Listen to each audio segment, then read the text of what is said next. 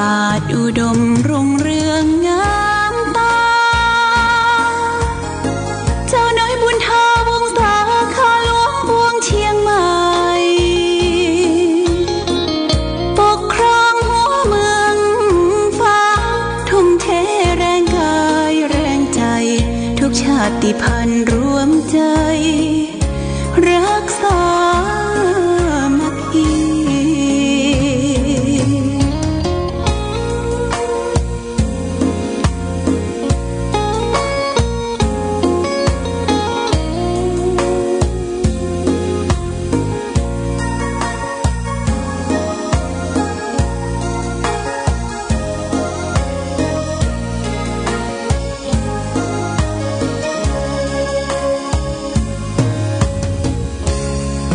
ก่อนเป็นวัดร้างโบราณ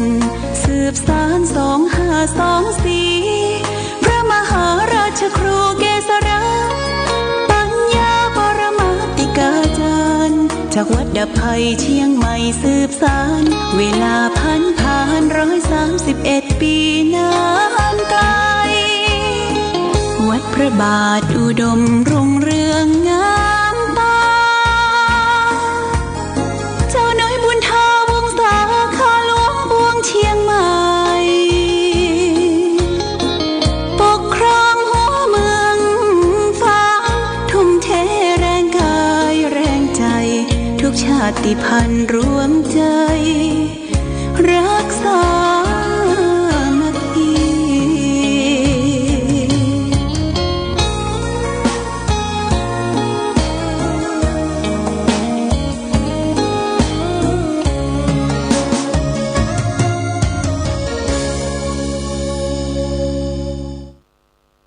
เริญสุข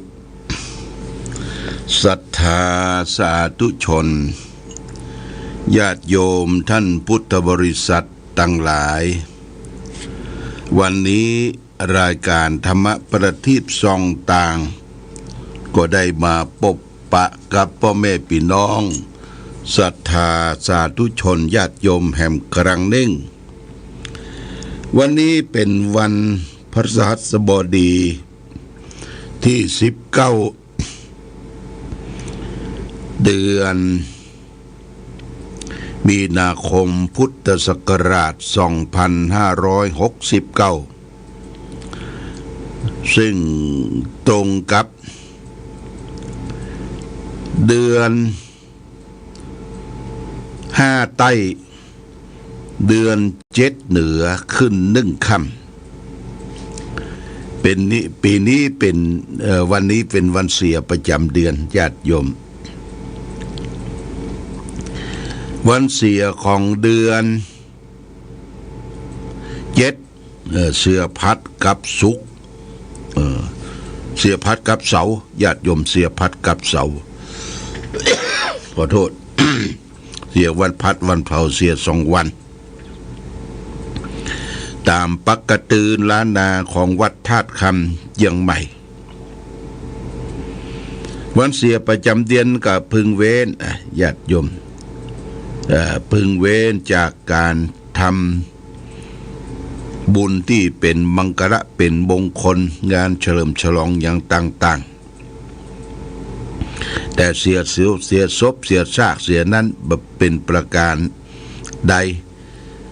ยังเสียศพเสียซาก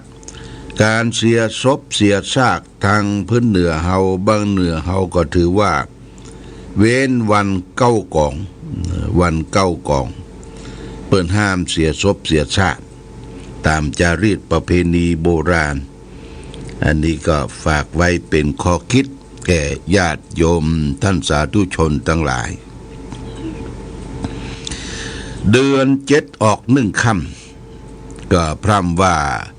เข้าในเขตหน้าร้อนละญาติโยมนะกรมอุตุนิยมวิทยาว่าทางภาคเหนือตอนบนก็จะมีอากาศอบอ้าวตอนกลางวันภาคเหนือตอนล่างก็จะมีฟ้าฝนลมเกิดขึ้นเป็นบางที่บางแห่งบรรนักบรรณาเท่าที่ควรแต่เท่าที่หัน ข่าวและก็เสพข่าวในปัจจุบันนี้ที่พ่อแม่พี่น้องตกกังวลวิตกกังวลกันนั่นก็คือน้ำมันขึ้นนะน้ำมันขึ้นน้ำมันดีเซลน้ำมันแก๊สกอฮอล์น้ำมันเบนซิน9195นี่ก็จะขึ้นราคาวันนี้ทางนายกรัฐมนตรีเกี่ยวข้องต่างๆเปิ้นก็จะประชุมว่าน้ำมันสำรองเนี่ยน้ำมันสำรองนี่สำรองไว้ที่ไหนอย่างใดเท่าใดจะสำรองใจกี่เดือนนะห้ามเอาออกจำหน่ายออกต่างประเทศประเทศใกล้เคียงห้ามออกไปจำหน่ายแล้วก็วิกฤตคนก็โลลิงลู่กันไปเอาแกลลอนเอารถไถเอารถปิกอัพรถใหญ่ไปเติมที่ปั๊มน้ำมันบางที่ก็บอกว่าน้ำมันหมดละกำลังส่งมายังมาบ่ถึงเตื้อบางคนก็ไปนอนแรมแก่มื้ออย่างที่ปั๊มน้ำมันนะถ้าน้ำมันขาดแคลนทั่วไปเนี่ยรถหรูรถใจรถเกษตรกรรมนี่แจกจอดกันกะงะกะเงะเด้อญาติโยมไปที่ไหนบ่ได้แล้วนะไปที่ไหนบ่ได้เพราะฉะนั้นน้ำมันจึงเป็นปัจจัยสำคัญถ้าการขนส่งบ่มีน้ำมันนี่คือส่งพ่องบ่ส่งพ่องของกินของใช้พืชพันธุ์ธัญญาหารเครื่องอุปโภคบริโภคก็จะขึ้นราคาละอย่างที่หันในปัจจุบันนี่ไข่เตี้ยวกินถึงวันไข่ไก่เนี่ยนะขึ้นราคาละแพงขึ้นแพงหนึ่งก็100 กว่าบาทนะญาติโยมนะอันนี้ก็คือเกี่ยวกับเรื่องเศรษฐกิจของโลกน้ำมันพอที่ตะวันออกกลางเปิ้นฮบราคาฟันกันอเมริกาอิหร่านอิสราเอลลบราคาฟันมีช่องหนึ่งชื่อว่าช่องโกมุดช่องโกมุดนี่ช่องเปิ้นจะส่งเอาเรือส่งน้ำมันแต่ติดประเทศอิหร่านดูแลช่องนี้เปิ้นก็ถ้าประเทศอิหร่านปิดช่องโกมุดรถก็บ่สามารถที่จะผ่านได้เรือก็บ่สามารถที่จะผ่านได้ก็ทำให้น้ำมันขาดแคลนน้ำมันของโลกว่าโลกเขายังใช้น้ำมันอยู่แต่รถยนต์ที่ใช้ไฟฟ้านี่ญาติโยมรถยนต์ที่บ่ใช้น้ำมันใช้ไฟฟ้าแต่มันมีจำนวนบ่นักหนาเท่าที่ควรที่ประเทศจีนทำส่งมาประเทศญี่ปุ่นทำส่งมากับราคาแพงก็การเดินทางก็อยู่ในขีดจำกัดคือบ่สามารถที่จะเดินทางได้หลายร้อยกิโลอันนี้มันเหตุการณ์บ้านเมืองเกิดขึ้นที่เขาก็ต้องประหยัดน้ำมันอย่างโฆษกประกาศว่าการประหยัดน้ำมันจะไปเปิดน้ำมันลดไว้ถึงแม้ว่าจะเป็นวินาทีนี่ก็เสียพลังงานไปละให้ประหยัดอดออมบางทีแต่ก่อนเขาเปิดรถเบนซินรถอย่างเปิดไว้ให้มันเปิดเอาความอุ่นอะไรออกมานี่ใช้เวลาก็เบิ้ลน้ำมันออกเสียพลังงานเสียน้ำมันอันนี้ก็เป็นสิ่งที่เราและท่านทั้งหลายจะต้องประหยัดและอดออมมาถึงหมู่เฮาและท่านทั้งหลายอันยังก็จะขึ้นจะแปลงเฮาก็ต้องรู้จักประหยัดรู้จักใจสอยรู้จักใจสิ่งที่เป็นประโยชน์ต้องมาเปิ้งธรรมชาติญาติโยมนะมาเปิ้งธรรมชาติที่เกิดขึ้นไปกาดไปลีก็ไปซื้อผักไม้ไส้เครือเฮาจะไปฟ้าเฟยกินบยับยั้งชั่งใจ มันจะไปบ่ฮอดนะและอันยังที่มันนอกจากที่ความประจำเป็นในการกินเช่นว่ากินเหล้าเมายาสังสรรค์เฮฮากันนี่ก็มันจะไปบ่ฮอดคำว่าไปบ่ฮอดคือไปบ่ถึงที่ละเมื่อบ่มีเงินทองบ่มีการจับจ่ายใช้สอยในครัวเรือนเขาก็ต้องลำบากเวลาเจ็บเป็นเย็นอุ่นขึ้นมานี่ก็ลำบากญาติโยมนะลำบากเมื่อเขาบ่มีเงินมีทองมีเข้ามีของมันมีสตุ้งสตางค์ไปเปิ้งปี้ก็เจ็บต้องไปเปิ้งน้องก็เจ็บใจเขาจะไปเปิ้งไผ่แล้วบ่เปิ้งตัวเองตัวเก่า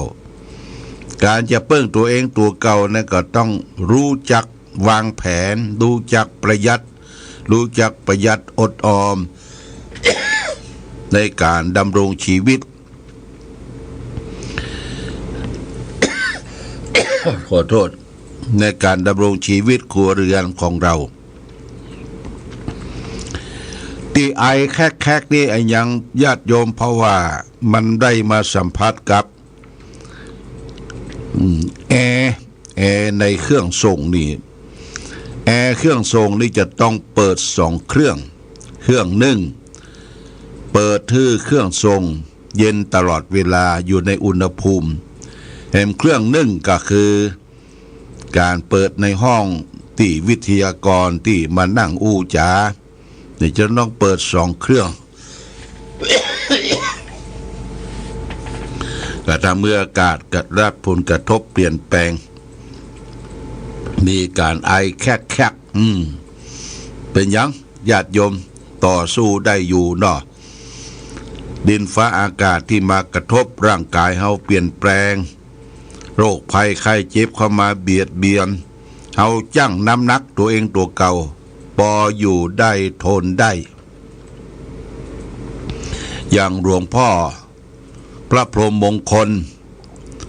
หลวงปู่ทองของเฮาเนี่ยวัดพระธาตุสีจอมทองเปิ้นว่านิ่งได้ทนได้รอได้ช้าได้สุดท้ายดีได้นะดีได้นะนิ่งได้อย่างก็ต้องนิ่งไว้ก่อนอดรนทนได้นี่ขันติความอดทนทนต่อความลำบากทนต่อความกลักกลำทนต่อความเจ็บใจทนกลักกรรมคือทนต่อทำงานหิเบี้ยหาเงินทนลำบากก็คือทนเจ็บไข้ได้ป่วยหนาวร้อนสุดท้ายทนเจ็บใจนี่ทนได้นะแล้วก็รอได้ญาติโยมมีอย่างต้องรอไว้ก่อนช้าไล่พาเล่มงามช้าได้พาเล่มงามเอายิ่งอย่างคือรอได้แล้วก็ช้าได้ญาติโยมช้าเป็นยังรอมันช้าหน่อยเพราะว่าจะไปใจฮ้อนคนใจฮ้อนนี่เป็นคนเรียกว่าควบคุมใจตัวเองบอกให้ได้เลยใจฮ้อนใครหันยังได้บดิบเดียวเนี่ยใครสำเร็จบดิบเดียวเนี่ยมันแบบเป็นอย่างนั้นนะญาติโยม มันรอได้ช้าได้สุดท้ายหลวงพ่อว่ากูดดีได้เนี่ยดีได้นี่สำคัญคือแอนกูดเนี่ยแอนดีได้นะอันนี้เป็นคำสอนของหลวงพ่อพระพรหมมงคลหลวงปู่ทองวัดพระธาตุจีจอมทองเดี๋ยวนี้วัดพระธาตุจีจอมทองสรีระหลวงพ่อยังอยู่เนอะยังอยู่ไผได้ไปจอมทองไปแวะพระธาตุสีจอมทองไปกราบสักการะสรีระหลวงปู่ทองพระพรหมมงคลได้เพื่อเป็นสิริมงคลเพื่อระลึกถึงบุญญาบารมีหลวงพ่อเป็นครูบาอาจารย์กรรมฐานวิปัสสนากรรมฐานอาตมาก็เคยไปร่วมปฏิบัติธรรมสืบต่ออารมณ์หลวงพ่อท่านมีเมตตาธรรม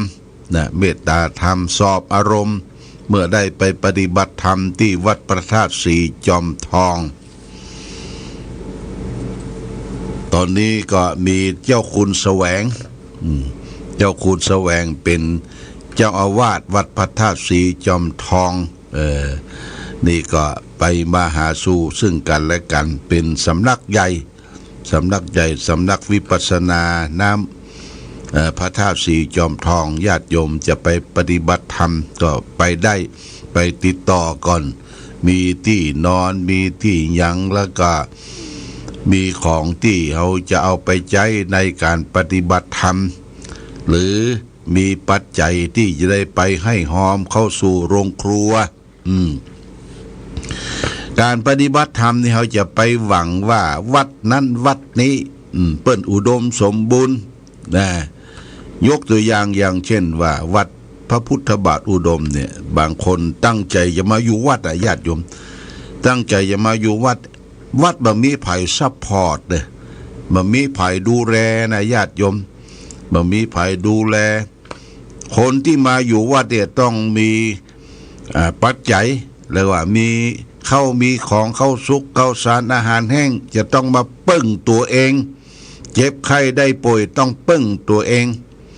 มันมีไผลูกหลานมาซัพพอร์ตดูแลอย่าไปคิดว่าไปอยู่วัดสบายเนี่ยไม่ใช่ไปแล้วก็ต้องไปเฮ็ดงานทำงานเพี้ยวกวาดอาวาสสถานที่อยู่เฉยอยู่บ่ได้ก็บ่ได้ละญาติโยมจะต้องมีหม้อเข้าไปตัวยข้าวสารไปตัวยเอาข้าวสารอาหารแห้งไปตัวยเนี่ยมันมีโรงครัวแต่เปิ้นบ่เนี้ยโรงครัวหลวงพ่อจะทำโรงครัวนี่ก็วันเสาร์เต้าอันดอวันเสาร์นี่เลี้ยงญาติโยมที่มาประพฤติปฏิบัติธรรมประจำวันเสาร์อันนี้เลี้ยงอยู่ในวันเสาร์แต่วันธรรมดานี่บ่เลี้ยงต้องปึ้งตัวเองไปว่าไปอยู่วัดสบายเนี่ยเฮาคิดในใจว่าสบายเนี่ยมันแบบเป็นไปอย่างนั้นนะสู้เฮาอยู่บ้านอยู่จองเป็นอิสระภัยบัติชินนินทาเฮาจะยะการก็ได้บ่ยะการก็ได้จะรับวันค่ำก็ได้ถ้ามีกินมีอยู่เนี่ยอยู่บ้านอยู่จองจะอิสระการประพฤติปฏิบัติธรรมนี่มันอยู่ที่ตัวเฮาปฏิบัติที่ไหนก็ได้จะไปอ้างว่าปฏิบัติอยู่ที่วัดนะวัดเนี่ยอยู่ในเกณฑ์ของบังคับจะต้องตื่นตี 5แล้วก็ทางเจ้าทางเย็นต้องทำวัดสวดมนต์ถ้าบ่ได้ทำวัดสวดมนต์อยู่ในวัดในวาก็ลำบากนะต้องปฏิบัติธรรมใครจะอ้างมาอยู่วัดนี่ก็ต้องมองต้องคิดก็พิจารณาตัวเองตัวเก่าเฮาพร้อมก่อที่จะไปอยู่วัดวาอารามบางคนคิดว่าขายที่นาขายที่บ้านวาระสุดท้ายแล้วบ่เอาอยู่สักอย่างจะไปอยู่วัดแซมนี่เห็นปุดตื่นใหญ่พออยู่วัดเนี่ยเราต้องใจสตางค์ใจเงินใจทองซื้อนะถ้ามันหมดเราจะไปเปิ้งอะไรอย่างเพราะฉะนั้นอย่าไปคิดขายของเก่าของเดิมว่าบ่เอาอย่างสักอย่างนี้บ่ได้นะญาติโยมต้องคิดพิจารณาว่าบ่เอาสักอย่างเดี๋ยวเราต้องกินต้องใจต้องดำเนินชีวิตของเฮาเพื่อเจ็บเพื่อไข้เพื่อไม่เพื่อไข้เพื่อเมื่อยอย่างต่างๆนี่พิจารณาตัววันนี้ได้มาพบญาติโยมวันที่19ละวันที่21นี่หลวงพ่อจะได้เดินทางไปทำบุญที่เมืองเจียงตุงการทำบุญนั่นก็คือได้ไปทำบุญสืบชะตาอายุวัฒนมงคลที่วัดหนองนวล